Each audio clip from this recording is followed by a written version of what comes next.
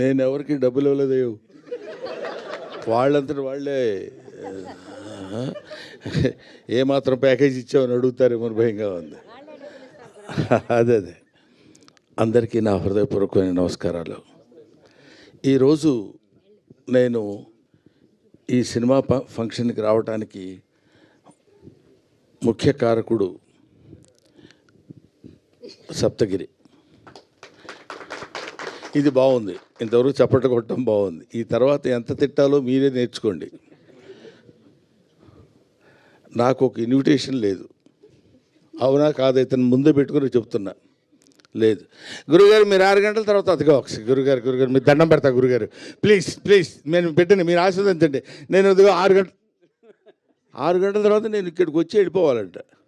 ఏమయ్యా, మీ ప్రొడ్యూసర్ కూడా ఒక పిలవలేదు, మీ డైరెక్టర్ ఎవరో తెలియదు నాకు.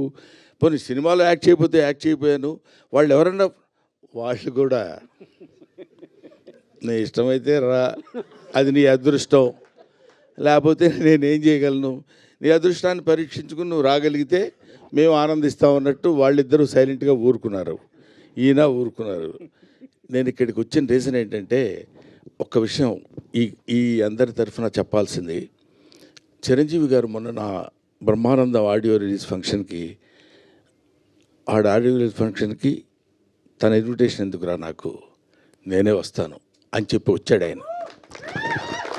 మనం పెద్దవాళ్ళ దగ్గర నుంచి నేర్చుకోవాల్సినటువంటి విషయాలు చాలా ఉన్నాయంటానికి అందులో ఒక విషయం అది రీసెంట్గా నేర్చుకున్నాను. కాబట్టి తమ్ముడు సినిమా కంటే హాస్యనటుడి సినిమా సక్సెస్ కావాలనే కోరికతోటి నేను ఇక్కడికి వచ్చాను. ఇందులో పిలుపులు, బొట్టు పెట్టి పిలవటాలు అలాంటివన్నీ అది ఫార్మాలిటీస్, కానీ అవి స్నేహితుల మధ్య జరిగాయి, ఆత్మీయుల మధ్య జరగవు.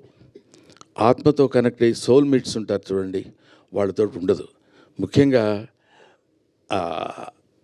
ఈ నెల రోజుల నుంచి, ఒక 15-20 రోజుల నుంచి ఇతను ఎంత శ్రమ పడుతున్నాడో, ఎంత కష్టపడుతున్నాడో. ఆల్మోస్ట్ ఒక మాటలో చెప్పాలంటే అతను కొంచెం బాధపడ్డా సరే ఏకాకిగా తిరిగాడు, ప్రతి వాడి దగ్గరికి వెళ్ళాడు, ప్రతి వాడిని పట్టుకున్నాడు. ఎంతమంది అన్నలు ఉన్నారా నీకని అడిగాను నేను. మా రాజన్న సినిమా చేస్తానన్నాడు సార్ అన్నాడు, మా మారుతి అన్న వస్తానన్నాడు సార్ అంటాడు, మా ఇది డార్లింగ్ సీన్ అన్న రాస్తానన్నాడు సార్ అంటాడు. ఇలాగా తన్ను తాను అందరితో కలిసిపోయి తన ప్రతిభని ప్రదర్శించి భగవంతుడు నిజంగా ఇందాక సరదాగా జోవియల్గా చెప్పారేమో నాకు తెలియదు, కానీ బయట పూజలు చేస్తాడని మన మారుతి గారు కనిపించని దేవుళ్ళందరికీ మొక్కున్నాడు. ఎందుకంటే ఈ సినిమా సక్సెస్ అయ్యి నన్ను ఆశీర్వదిస్తే, సినిమాని నమ్ముకొని వచ్చినందుకు నేను హాయిగా 4 మెతుకులు తిని బతుకుతానన్నా, అందుకని అడుగుతున్నానన్న.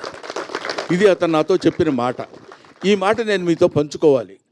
అందుకోసమని నేను ప్రత్యేకంగా ఈ సినిమాతో నాకు సంబంధం లేదు, ప్రొడ్యూసర్తో సంబంధం లేదు, డైరెక్టర్తో సంబంధం లేదు, డబ్బులు ఇవ్వలేదు. అయినా సరే నేను ఒక హాస్యనటుడు ఎప్పుడు ఒంటరి అవ్వకూడదు. ఎవరైనా ఒంటరిగా ఉండొచ్చు. ఎందుకంటే అండి, ఒక చిన్న మాట చెప్పాలి. తెల్లవారు లేస్తే మిగతా హీరోలందరూ, హీరోయిన్స్ అంతా ఎలా ఉంటారో నాకు తెలియదు, విలన్స్ ఎలా ఉంటారో తెలియదు, కానీ కమెడియన్స్ మాత్రం మిమ్మల్ని ఎలా నవ్వించాలి, మామూలుగా ఉన్న ఫేస్ కూడా వికృతంగా పెట్టడానికి ట్రై చేస్తాం. అదిగాది గారు అనాలి అంటే నవ్వుతారేమో ఆశ. అలాంటి అనేక రకాలైన ఎక్స్ప్రెషన్స్ పెట్టి మిమ్మల్ని నవ్వించి మీ ఆశీస్సులు పొంది 10 కాలాల పాటు బతుకు తెరువు సాగించాలనుకునే నటుల్లో హాస్యనటుడు ఒకడు. కాబట్టి హాస్యనటుడు ఎప్పుడు ఒంటరి వాడు అవ్వకూడదు, వాడికి అందరూ ఉండాలి. ఎందుకంటే అతని ప్రవృత్తి, అతని వృత్తి ఏంటంటే మనల్ని నవ్వించడం. అటువంటి పవిత్రమైన పనులు చేసేటువంటి వాళ్ళని హాస్యనటులు అంటారు. కాబట్టి మాతృదేవోభవ, పితృదేవోభవ, ఆచార్య దేవోభవ, హాస్యనట దేవోభవ. Thank you very much. నాకు ఈ అవకాశాన్ని కల్పించిన మిత్రులందరికీ నా హృదయపూర్వక నమస్కారాలు తెలియజేసుకుంటూ, ముఖ్యంగా ఇందాక ఆయన పొడుగ్గా ఉన్నారని పేరేంటి? ఎస్కే. పూర్తి పేరు చెప్పరా మీరు? ఏమండి అయ్యా, ఏదో ఒకటి చెప్పండి సార్. ఎస్కే శ్రీనివాస శ్రీనివాస్ కుమార్ ఎందుకు చివరిలో నాకు ఇంగ్లీష్ వచ్చు అది. శ్రీనివాస్ కుమార్ నాయుడు గారు నా గురించి 2 ముక్కలు చెప్పారు. నిజంగా దానికి ప్రత్యేకంగా గుర్తుపెట్టుకుని ఆయనకి నేను థ్యాంక్స్ చెప్పాలనిపించింది. ఎందుకంటే ఆ మాటలేవో బ్రహ్మానందం గురించి 2 ముక్కలు చెప్దామని కాకుండా those words comes from the heart and hearts of him. అది ఇలాంటి వాళ్ళ యొక్క ఆశీస్సులు ఉన్నంతకాలం బ్రహ్మానందానికి తిరిగే ఉంది, బ్రహ్మానందానికి బాధే ఉంది. ఒకటి ముఖ్యంగా ఈ సినిమాలో నాకు తను ట్రైలర్ పంపించినప్పుడు చూస్తే మా అప్ప ఉంది అక్కడ. నేను అప్ప అని పిలుస్తాను అన్నపూర్ణమ్మ గారిని, బెమ్మయ్య అని పిలుస్తుంది ఆవిడ. ఇది ఇవాళే కాదు, 40 సంవత్సరాల సుదీర్ఘమైన ప్రయాణం మాది. అందుకని ఆవిడ కనపడితే నాకు ఒకసారి my happiness knows no bounds.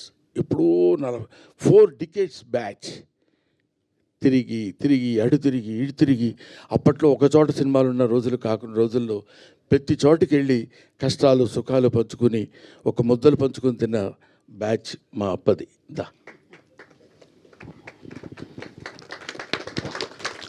ఇప్పుడు తలకి రంగేయటం మానేసింది, కానీ ఒకప్పుడు థ్యాంక్ యూ నాన్న, thank you very much. I wish all the best. Pellikani Prasad మంచి హిట్ చేసి మంచి హాస్యనటుడికి మంచి జీవితాన్ని ఇవ్వమని మనస్ఫూర్తిగా కోరుకుంటూ సెలవు తీసుకుంటాను. Thank you.